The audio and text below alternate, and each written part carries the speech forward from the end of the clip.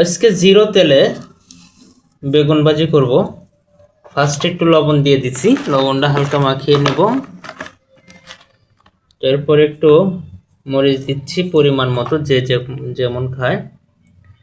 মরিচ, হালকা পরিমাণ হলুদের ফাঁকি, বেশি দিলে একটু গন্ধ আসবে, বাজে একটা ফ্লেভার আসবে, এই জন্য পরিমাণ মতো দেওয়ার পর না এটাকে এই দেখেন চুলায় কোনো তেল নাই, কোনো কিছু নাই, পানিও নাই, চুলায় হিট দিস সম্পূর্ণ তেল ছাড়া।